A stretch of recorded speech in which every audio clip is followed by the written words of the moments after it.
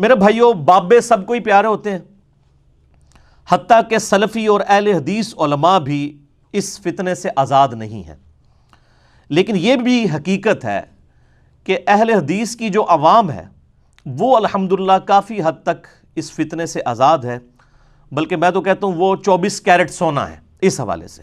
اور یہی وجہ ہے کہ تمام مکاتب فکر میں، خواہ اہل سنت کہلوانے والے تینوں گروہ ہوں، بریلوی، دیوبندی، اہل حدیث، یا اس کے علاوہ بھی جتنے آف شوٹس ہیں، حنفی، شافعی، مالکی، حنبلی، یا اہل تشیع ہوں، ان کے آف شوٹس جتنے بھی ہیں، اثنا عشری ہوں، زیدیہ ہوں، باقی لوگ، میں سب سے بڑھ کر اہل حدیث کی عوام سے اور منہج سے محبت کرتا ہوں، کیونکہ جب کتابوں کے خلاف بابے آتے ہیں نا تو اہل حدیث کی پبلک جو ہے یہ کتابوں کو مانتی ہے، بابوں کو چھوڑ دیتی ہے، اور باقیوں کا حال یہ ہے کہ وہ بابوں کو پہلے لے کر آتے ہیں اور کتابوں کو سائڈ پہ لگا دیتے ہیں۔ اور اہل حدیث میں بھی جو علماء یعنی حق پرست ہیں، شیخ زبیل زئی رحمہ اللہ تعالی المتوفی 1435 ہجری جیسے لوگ، اور آج کی جو ینگ جنریشن ان کی آ رہی ہے، ان میں بھی کافی حد تک یعنی ایکسیپٹیبلٹی کا مادہ موجود ہے۔ آج سے تقریباً 2 سال پہلے کی بات ہے، ایک نوجوان اہل حدیث عالم دین میرے پاس آئے ملنے کے لیے، مدینہ یونیورسٹی سے فاروق تحصیل تھے، آج کل بھی سعودیہ میں، تو مجھے کہنے لگے جی وہ سعودیہ میں مدینہ یونیورسٹی میں اور ام القریٰ یونیورسٹی کے اندر اور محمد ابن سعود یونیورسٹی میں آپ کے خلاف کافی یعنی مہم چلائی جا رہی ہے سلفی علماء کی طرف سے۔ ظاہر ہے انڈیا، پاکستان، بنگلہ دیش سب کے لوگ وہاں پہ پڑھ رہے ہوتے ہیں، ان کے اسٹوڈنٹس ظاہر ویڈیوز دیکھتے ہیں اور پھر وہ گمراہ ہو جاتے ہیں بقول ان کے۔ تو وہ مجھے کہنے لگے کہ جی آپ نے جو امام ابن تیمیہ کے اوپر یہ یعنی فتویٰ لگایا ہے نا تو اس کی وجہ سے کافی نالاں ہے۔ میں نے کہا جی میں نے کون سا فتویٰ لگایا ہے؟ انہوں نے تو ابن عمر رضی اللہ تعالیٰ عنہ کی توہین کی ہے۔ کہتے ہیں نہیں وہ ہو سکتا ہے دارالاسلام والوں نے ترجمہ ہی غلط چھاپ دیا اور مجھے عربی عبارت پڑھائے۔ میں کہا چلے عربی والا شوق بھی آپ کا پورا کر دیتے ہیں۔ میں نے لیپ ٹاپ کھولا، مکتبۃ الشاملہ میں اقتداء الصراط المستقیم ابن تیمیہ کی جو کتاب ہے میں نے کھول کے سامنے رکھی، میں نے کہا یہ عربی پڑھیں۔ اب وہ عربی پڑھتے جا رہے ہیں اور ترجمہ کرتے جا رہے ہیں، اب ان کو بھی پتہ ہے کہ کیا یہ بات کی ہوئی ہے، میں آج انشاءاللہ ورڈ بائی ورڈ آپ کو بتاؤں گا بھی۔ بہرحال یہ دارالاسلام والوں کا جنہوں نے ترجمہ کیا ہے وہ تو ان سارے علماء سے بڑے علماء ہیں، تو بڑا ذمہ دار ادارہ ہے۔ بہرحال میں نے کہا جی آپ عربی پڑھ لیں، ہم انشاءاللہ جے پی جی اس میں ایڈ بھی کر دیں گے۔ عربی پڑھتے تو ان کے چہرے کا رنگ فاق ہونا شروع ہو گیا۔ جب آپ نے سچائی قبول نہ کرنی ہو اور آپ نے جھوٹا دفاع بھی کرنا ہو تو آپ کا چہرہ خود بول رہا ہوتا ہے۔ یعنی ہماری ویڈیوز میں جو کانفیڈنس لیول آپ کو نظر آ رہا ہوتا ہے وہ اسی وجہ سے نظر آ رہا ہوتا ہے کہ سچ بول رہے ہوتے ہیں۔ کیوں؟ کیونکہ نام ہے وہابی، نام ہے بابی، میں ہوں مسلم، علمی کتابی۔ کہتے ہیں وہ دیکھیں جی علی بھائی اصل میں ان کا کہنے کا مطلب یہ نہیں تھا، وہ اصل میں انہوں نے ان کے عمل کو بدعت کہا ہے، ان کو بدعتی نہیں کہا، ان کے عمل کو بدعت کہا ہے۔ اے ہوئی نا کان اینج کر کے پکڑ لو۔ میں نے کہا میرے بھائی قبر میں جا کے اللہ کو تم نے منہ دکھانا ہے، اللہ سے ڈرو اور بابوں کے پیچھے جو ہے وہ اپنے آپ کو تو خراب نہ کرو۔ تو جب میں نے تھوڑی سی ان کو آر دلائی نا تو وہ ساتھ ہی ڈھیلے پڑ گئے۔ کہتے ہیں علی بھائی جب مجھے پہلی دفعہ پتہ چلا نا حقیقت بات ہے، میرا دل بھی بڑا دکھی ہوا، کیونکہ ہم تو اہل حدیث علماء سے بچپن سے یہ سنتے تھے کہ ابن عمر اتنے متبع سنت تھے کہ وہ صحیح بخاری میں اوپر تلے 10 احادیث آتے ہیں جن کے کانٹیکسٹ میں یہ یعنی فتویٰ لگایا گیا تھا کہ وہ صحیح بخاری میں انٹرنیشنل نمبر کے مطابق 483 سے لے کے 492 تک کہ ابن عمر اپنے سفر حج کے دوران ان جگہوں پر نبی صلی اللہ علیہ وآلہ وسلم کی اتباع میں نماز پڑھا کرتے تھے جہاں پر نبی علیہ السلام نے اپنے سفر حج میں پڑھی تھی، حتیٰ کہ مسند احمد میں یہاں تک آتا ہے کہ اس جگہ پہ پیشاب بھی کرتے تھے جہاں نبی علیہ السلام نے سفر حج میں پیشاب کیا تھا۔ یہ محبت کا ان کا ایک انداز تھا، اور اسی کو ابن تیمیہ نے کہا یہ بدعت ہے جو ابن عمر نے کی ہے، نعوذ باللہ۔ وہ انشاءاللہ میں انجینئرنگ بعد میں کرتا ہوں۔ تو وہ کہتے ہیں کہ جی ہم تو یہ بڑی محبت سے سنا کرتے تھے، آج اہل حدیث علماء اس واقعے سے ابن عمر کو برا کہہ رہے ہیں اور ابن تیمیہ کا دفاع کر رہے ہیں کیونکہ بابا آ گیا نا بیچ میں۔ تو کہتے ہیں نہیں جی مجھے تو واقعی دکھ ہوا تھا، اور آج تو میں نے عربی عبارت بھی پڑھ لی ہے، واقعی یہ ابن تیمیہ نے جرم کیا ہے اور ابن عمر کا موقف درست ہے۔ میں انشاءاللہ آج قرآن و سنت کے دلائل کی روشنی میں بتاؤں گا کہ ابن عمر کا موقف کس طرح درست ہے انشاءاللہ تعالی۔ تو پھر میں نے ان سے ایک سوال کیا میں نے کہا یہ مجھے بتائیں یہ اہل حدیث علماء اس طرح کیوں کرتے ہیں؟ تو وہ مسکرانے لگ پڑے، انہوں نے سمندر کوزے میں بند کیا ایک جملہ بول کے. انہوں نے پتا کیا کہا؟ انہوں نے کہا علی بھائی اصل مسئلہ یہ ہے کہ ہمارے علماء آپ سے حسد کرتے ہیں بس، اور کوئی وجہ نہیں ہے. کہ اینے آ کے کالی داڑھی والے نے چٹی داڑھی والے کی غلطیاں کیوں کاٹ دیتی ہیں؟ اور اس حسد کا تو کوئی علاج نہیں ہے. یہ حسد جب علماء یہود میں آیا تو انہوں نے نبی علیہ السلام کی دعوت قبول نہیں کی. آج بھی جب نبی علیہ السلام کی اتباع میں آپ کا کوئی غلام امت کو صحیح بات بتاتا ہے، پھر یہ چٹی داڑیوں والے سامنے آ جاتے ہیں. وہ جی اتنے بڑے بڑے بزرگوں کو سمجھ نہیں آئی ہے. یار آپ کے سامنے دلائل رکھے جا رہے ہیں، آپ خود بتائیں کہ یہ بڑا بزرگ ہو یا چھوٹا بزرگ ہو، کوئی بھی بزرگ نبی علیہ السلام سے بڑا تو نہیں ہو سکتا. امام کائنات سید الاولین والآخرین شفیع المذنبین رحمۃ للعالمین سیدنا و مولانا امام اعظم محمد رسول اللہ صلی اللہ علیہ وآلہ وسلم کی مبارک ذات سے بڑھ کر تو کوئی بھی ہستی نہیں ہو سکتی نا. ٹھیک ہے جی، جب ان کے ساتھ کسی کا مقابلہ آ جائے گا پھر تو باقی ساری چیزیں چھوٹی رہ جائیں گی. بہرحال یہ انشاءاللہ تعالی ہم اس میں ایڈ بھی کر دیں گے. میں ورڈ بائی ورڈ یہ امام ابن تیمیہ کی کتاب اقتداء الصراط المستقیم کا اردو ترجمہ میرے پاس ہے. دارالاسلام پبلیکیشن جو دنیا میں سب سے بڑا ادارہ ہے مسلمانوں کا، اس میں بھی اہل سنت میں جو اہل حدیث مکتب فکر ہے ان کا یہ ادارہ ہے جو یہ کتابیں چھاپ رہے ہیں. اس میں جو ابن تیمیہ نے ابن عمر کے بارے میں جو الفاظ استعمال کیے ہیں میں آپ کو بتاتا ہوں.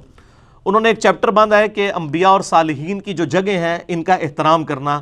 یہ ان کے دماغ میں کیڑا ہے کہ یہ کوئی شرک کی طرف لے جاتا ہے، نعوذ باللہ.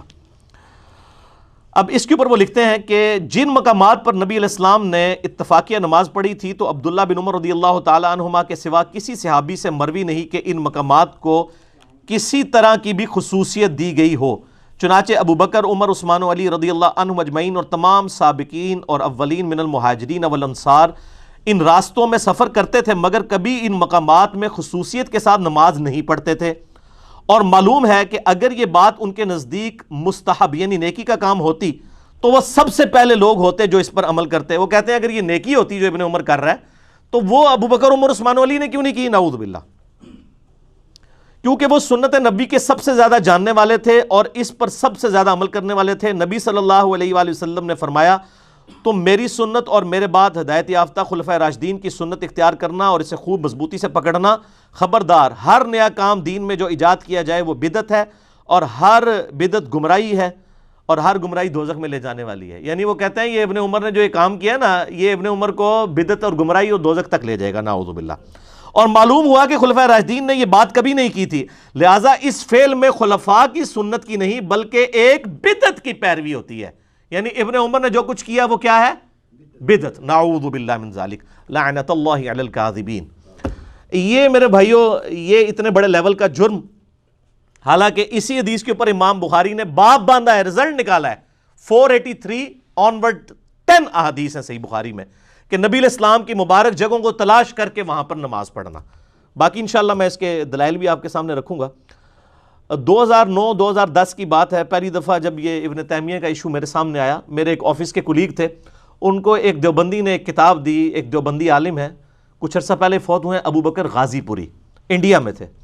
یہاں پہ بھی جو الیاس گھمن صاحب جو بڑے مناظرے کرتے ہیں یہ انہی کے ہی سمجھ لیں روحانی سٹوڈنٹ ہیں. تو ابو بکر غازی پوری جو ہیں انہوں نے ایک کتاب لکھی، کیا امام ابن تیمیہ اہل سنت والجماعت میں سے تھے؟ یہ انہوں نے کتاب لکھی اور اس کے مقدمے میں انہوں نے بڑی زبردست بات لکھی. انہوں نے کہا کہ میں جب سعودیہ گیا ہوں تو میں حیران ہوں کہ اہل حدیث کا فتنہ کتنی تیزی سے پھیل رہا ہے اور یہ لوگ ان کی نوجوان نسل ہمارے بزرگوں کو مشرک کہتی ہے. اور میں نے اس پہ بڑا تفکر کیا. کہتے ہیں پورا رمضان میرا اس غم میں گزرا کہ اہل حدیث کے فتنے کے آگے بند کیسے باندھا جائے.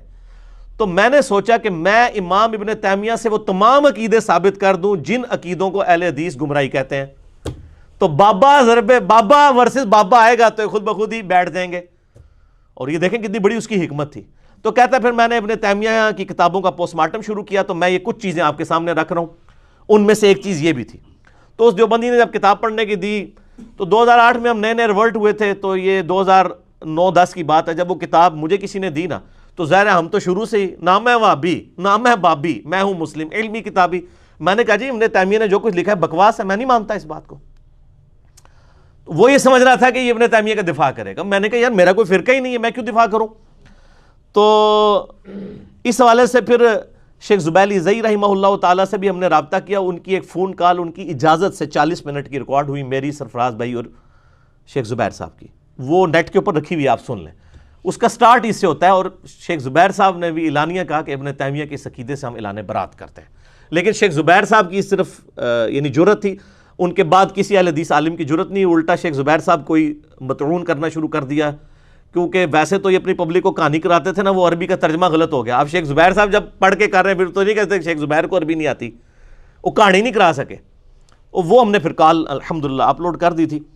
تو انہوں نے اعلان برات کیا، اور پھر میں نے اس کو بتایا کہ شیخ زبیر صاحب کو، میں نے کہا جی اس میں تو انہوں نے ایک اور بڑی خطرناک چیز لکھی ہوئی ہے، وہ میں آپ کو ورڈ بائی ورڈ پڑھ کے سنا دیتا ہوں میلاد شریف کے حوالے سے۔ وہ کہتے ہیں اسی طرح نبی علیہ السلام کی ولادت کے دن کی تعظیم کا معاملہ ہے، مسلمان یہ چیز یا تو عیسائیوں کی تقلید میں کرتے ہیں جو عیسیٰ علیہ السلام کا یوم ولادت مناتے ہیں، یا رسول اللہ کی محبت اور تعظیم کی وجہ سے کرتے ہیں، یقیناً رسول اللہ کی محبت کی وجہ سے کرتے ہیں، عیسائیوں کی وجہ سے نہیں کرتے، نعوذ باللہ۔ اب آگے دیکھیں کیا لکھتے ہیں، اللہ تعالیٰ اس بدعت پر تو نہیں، یعنی میلاد منانے کی جو بدعت ہے اس پر تو نہیں، لیکن ان کی محبت اور اجتہاد پر انہیں ثواب دے گا جو میلاد منا رہے ہیں۔ یعنی وہ کہہ رہے ہیں کہ میلاد ہے تو بدعت، لیکن چونکہ اس کے پیچھے نیت ثواب کی ہے، نبی علیہ السلام کی محبت ہے تو ثواب ملے گا۔ اب اس اعتبار سے دیکھا جائے تو دنیا میں ہر بدعت جو ہے وہ ثواب کی نیت سے ہوتی ہے۔ اہل تشیع اگر ماتم کر رہے ہیں محرم کا تو کیا گناہ کے لیے کر رہے ہیں؟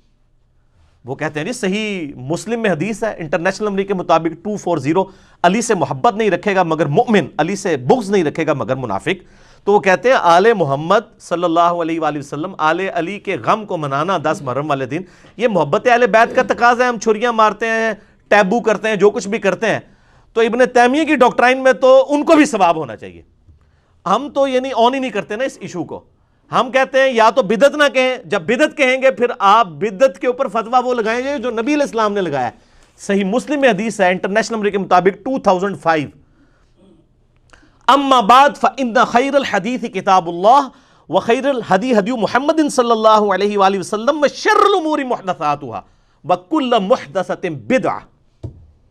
آگاہ ہو جاؤ، سب سے بہترین کلام اللہ کی کتاب ہے، سب سے ہدایت یافتہ راستہ محمد صلی اللہ علیہ وآلہ وسلم کا ہے، اور بدترین کام وہ ہیں جو دین میں خود سے داخل کیے جائیں، اور ہر نیا کام بدعت ہے۔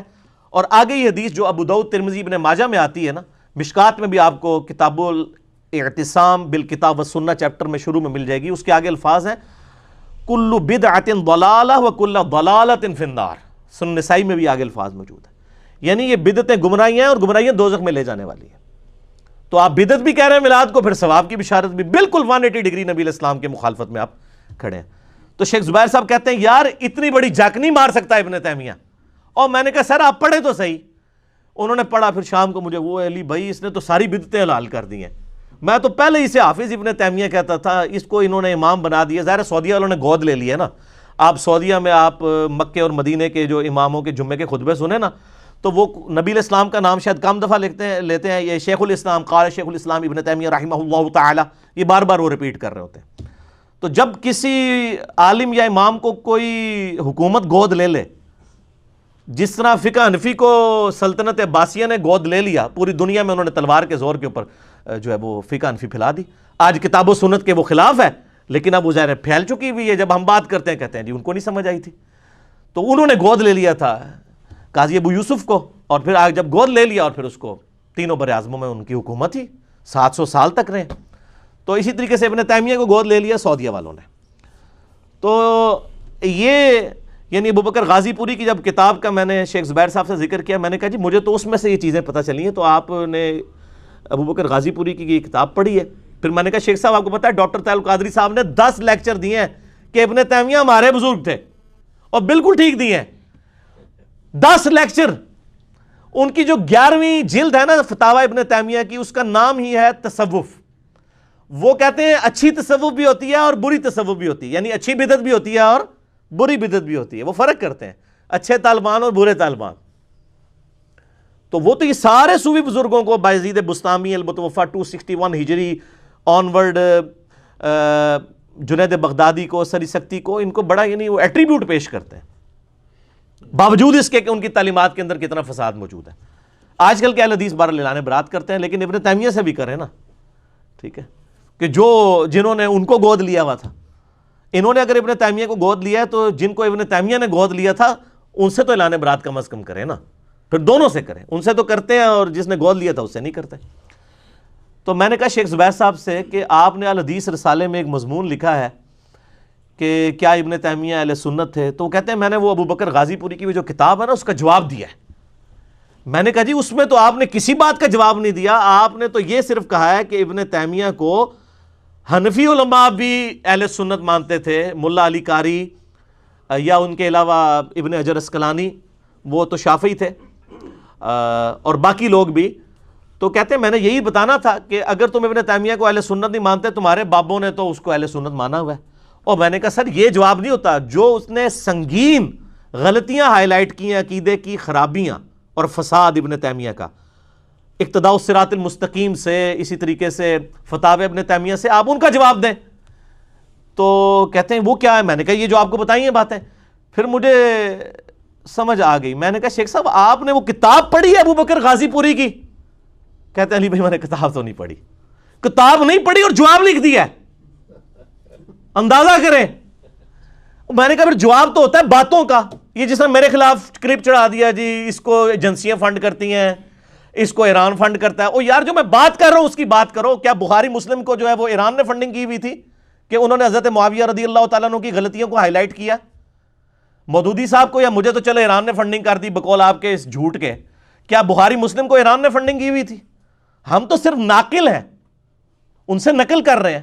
یہ میں نے ریسرچ پیپر اگر 5B لکھا ہے واقعہ کربلا کے اوپر تو نقل کیا ہے، میری اپنی ذاتی بات تو کوئی نہیں ہے، اہل سنت کی مین سٹریم کی کتابوں سے کیا ہے۔ تو شیخ صاحب کہتے ہیں میں نے کتاب تو نہیں پڑھی۔ میں کہ پھر انا للہ و انا الیہ راجعون، کتاب پڑھی کو نہیں، جواب لکھ رہے ہیں۔ وہ کہتے ہیں جواب میں لکھ رہا ہوں وہ اس لیے کہ دیکھیں اگر ان کے بزرگوں نے مانا ہے۔ میں نے کہا ہاں وہی بات ہوئی نا کہ تیرے بابے نے بھی میرے بابے نو بابا مانے، لہٰذا تو بھی میرے بابے نو بابا مان لے۔ تیرے بابے نے میرے بابے کو آلریڈی بابا مانا ہوا ہے تو بھی میرے بابے کو اپنا بابا مان لے۔ جیسے وہ کہتے ہیں نا پتر تو کیوں فیل ہویا؟ ابا جی تہاڈے دوست دا منڈا بھی فیل ہو گیا تو میں بھی وہ نال سا، میں بھی فیل ہی ہونا سی۔ بیٹا تو کیوں فیل ہوا؟ ابا جی آپ کے دوست کا بیٹا بھی فیل ہو گیا تو میں بھی اس کے ساتھ تھا، میں نے بھی تو فیل ہی ہونا تھا۔ آپ دیکھیں مناظرے جو پنڈی کے ایک مفتی صاحب ہیں بریلویوں کے، اور ایک جو لال رومال والے سعودیوں میں بیٹھے ہیں ان کے بڑے بھائی، ان کے درمیان ایک مناظرہ ہوا تھا۔ اس مناظرے کی شرط پتہ کیا ہوئی تھی شروع میں؟ کہ اگر آپ نے ہمارے بابے کی غلطی نکالی اور ہم نے اسی طرح کی غلطی آپ کے بابے کی نکال دی، پھر آپ وہ ہمارے خلاف دلیل نہیں لے کے آئیں گے، پھر آگے چلیں گے۔ بجائے یہ کہ دونوں دے بابے فارغ، کہتے نہیں میرے بابے دی غلطی کٹی، میں بھی تیرے بابے دی وہی غلطی کر لی، پھر کام برابر ہو گیا۔ ہم تو کہتے ہیں دونوں ہی فارغ، لیکن ان کی یہ جرت نہیں ہوتی ہے۔ تو ان لوگوں نے دین کی خدمت کرنی ہے جو اپنے اپنے فرقوں کے گول کیپر بنے ہوئے ہیں۔ دین کی خدمت اس نے کرنی ہے جو ایک دفعہ جھوم کے کہہ دے نہ میں وہابی نہ میں بابی، میں ہوں مسلم علمی کتابی۔ میں یعنی کوشش کرتا ہوں ایک لائٹر موڈ کے اندر بات کنوے ہو جائے۔ مجھے بار بار شوق نہیں آتا یہ شعر پڑھنے کا، لیکن یہ اس لیے ضروری ہے تاکہ شیطان داخل نہ ہو، ورنہ آپ کوئی بھی ایسی بات کرتے کسی فرقے کا دفاع کریں، نہ سر کسی فرقے کا دفاع نہیں، کتاب و سنت کا دفاع ہے۔